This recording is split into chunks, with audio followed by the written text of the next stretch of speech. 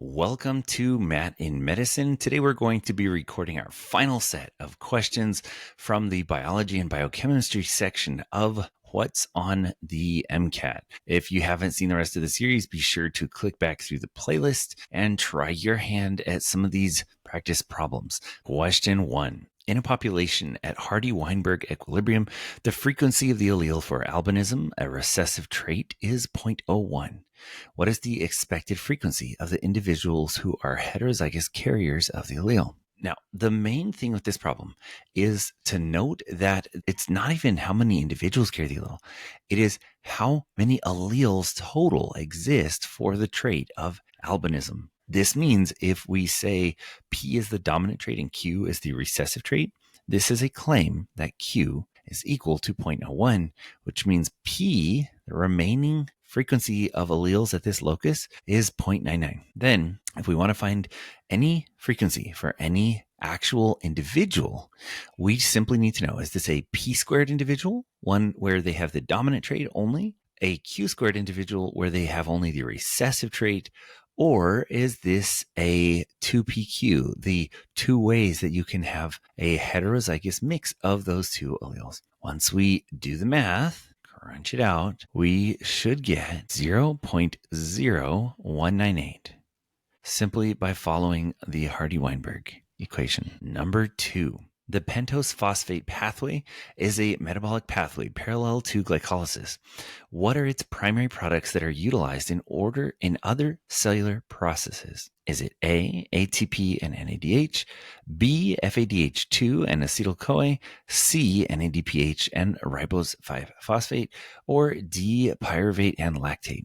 Now, the main metabolite that you should be keeping in mind for the pentose phosphate pathway is going to be NADPH. And of course, that would be answer choice C. Number 3. A scientist identifies a mobile genetic element that can move from one location to another within the bacterial genome, sometimes causing mutations by inserting into a gene. This element is best described as a prion, bacteriophage, transposon, or plasmid. Now, a prion is a misfolded protein that causes other proteins to become misfolded. That's not what we're talking about here. A bacteriophage is a virus that attacks bacteria. That's not what we're talking about either. A plasmid sounds like a mobile genetic unit, but it doesn't integrate into the actual entire rest of the genome. A plasmid stays as a separately circulating unit of DNA, and so the only option here is the transposon. These are the famous jumping genes that are able to move around in the genome. Number 4. Gap junctions are crucial for the coordinated function of which of the following tissues? A, skeletal muscle, B, stratified squamous epithelium, C, cardiac muscle, or D, adipose tissue. Now, gap junctions are a famous feature of cardiac muscle. They are used to allow your heart to contract in relative unison so that you don't have to have a separate nerve impulse controlling each and every separate cardiac muscle cell. Instead, the gap junction allows propagation of the signal across the entire heart muscle in near synchrony. This would be answer choice C. Question 5. Which of the following hormones acts via a receptor tyrosine kinase RTK signaling pathway? Insulin, cortisol, glucagon, or epinephrine? And the answer here is insulin. The other answers here act via a variety of different pathways. Glucagon and epinephrine use G protein coupled receptors, and cortisol is a steroid, so it actually enters the cell and directly binds to a binding domain inside the nucleus. So the answer here is insulin. Number 6. The renin-angiotensin-aldosterone system, RAAS, is activated in response to low blood pressure. What is the primary role of angiotensin II in this system? A, to stimulate the release of aldosterone and cause systemic vasoconstriction. B, to decrease heart rate by stimulating the parasympathetic nervous system. C, to directly increase the permeability of the collecting duct to water. Or D, to cause widespread vasodilation and promote sodium excretion. Now, the thing to think about here is that This is the body's way of responding to low blood pressure. The RAS system, therefore, must try to raise blood pressure. So clearly, an answer like D, where we are vasodilating and promoting sodium excretion, would be going in the wrong direction. If we increased the permeability of the collecting duct to water, this would help to concentrate urine, which means it would help to bring water back into the blood. But that isn't the role of angiotensin. That's the role of antidiuretic hormone. That would C would be answering if it was asking about what the role of ADH is. In B, to decrease the heart rate by stimulating the parasympathetic nervous system would again lower blood pressure because we're decreasing the heart rate. That would be going the wrong direction. And so the only answer here is A, to stimulate the release of aldosterone and cause systemic vasoconstriction. So you uptake more salt and you squeeze the blood vessels and you raise blood pressure. Answer choice A. Number 7. Which of the following is an example of an uncompetitive inhibitor?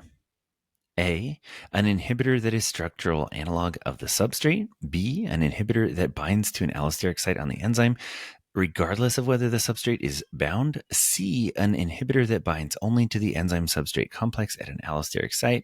Or D, an inhibitor that binds to the active site of an enzyme, preventing the substrate from binding. Now, the key word here is uncompetitive. This tells us that it must work at an allosteric site. That means that it is not blocking the active site directly. Problem number 8. Mendel's law of independent assortment is a direct consequence of which event in meiosis 1? A, the crossing over of genetic material between non-sister chromatids. B, the separation of sister chromatids during anaphase 1. C, the random orientation of homologous chromosome pairs at the metaphase plate. Or D, the pairing of homologous chromosomes to form bivalence during prophase 1. And the answer here is referring to the random orientation of homologous chromosome pairs at the metaphase plate.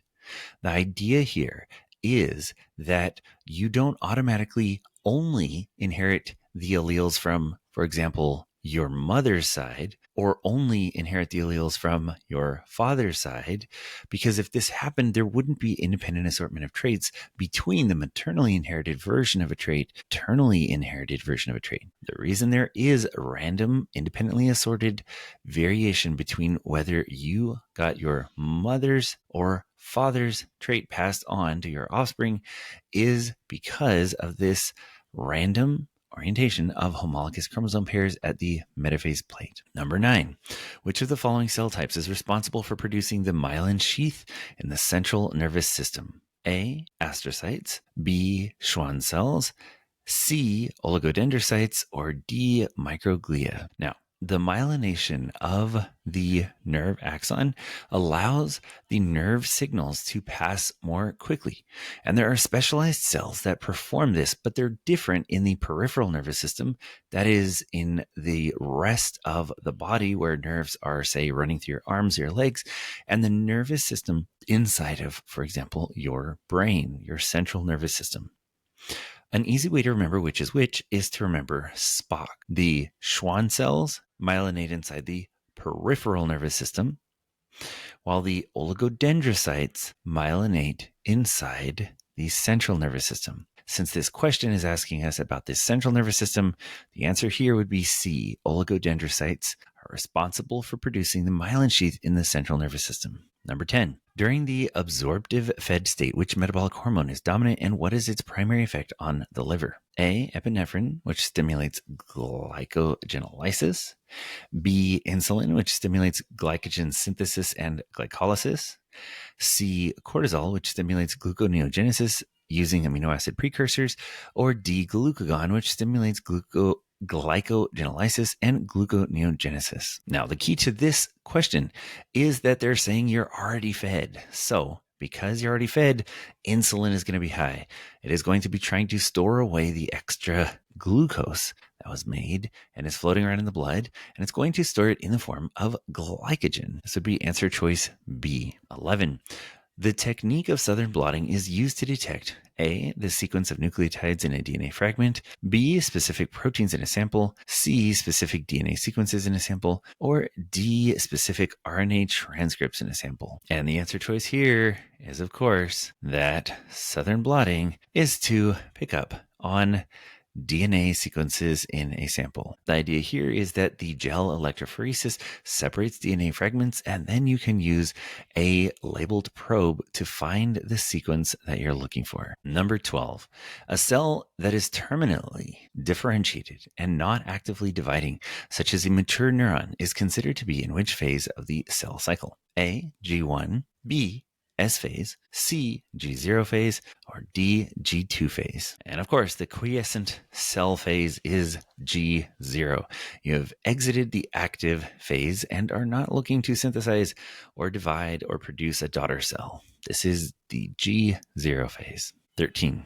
The role of sarcoplasmic reticulum in skeletal muscle contraction is to A, provide structural support to the sarcomere, B, hydrolyze ATP to power the movement of myosin heads, C, generate the action potential that propagates along the sarcolemma, or D, sequester and release calcium ions. Now, the idea here is that the sarcoplasmic reticulum is essentially an evolutionarily modified endoplasmic reticulum, which specifically stores high concentrations of calcium, which it then is signaled through T-tubules to release in order to drive muscle contraction. That would be answer choice D. Number 14. Which of the following describes the phenomenon of genetic drift? A, the transfer of alleles between different populations through migration. B, the formation of new species to reproductive isolation. C, the process by which individuals with advantageous traits are more likely to survive and reproduce. Or D, changes in allele frequencies within a population due to random chance events. Now, here, A refers to gene flow, not genetic drift. B refers to speciation. C refers to natural selection. And what we are looking for is D, changes in allele frequencies within a population due to random chance events, which is called genetic drift. Number 15. During transcription in eukaryotes, what is the role of transcription factors? A, to bind to promoter and enhancer regions to help recruit RNA polymerase. B, to remove introns and splice exons together in the primary transcript. C, to add a poly A tail to the 3' end of the mRNA transcript.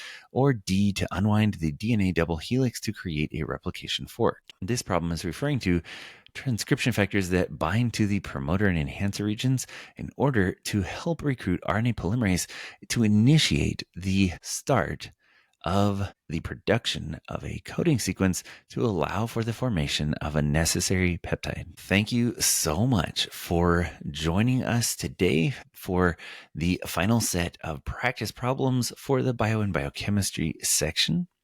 There are actually a few more problems in this problem set that I'm happy to share with you.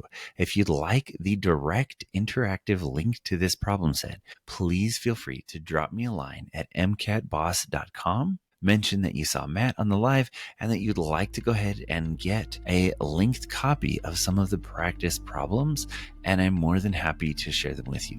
If you're looking for MCAT tutoring help or guidance on applying to or interviewing for med school, please feel free to drop me a line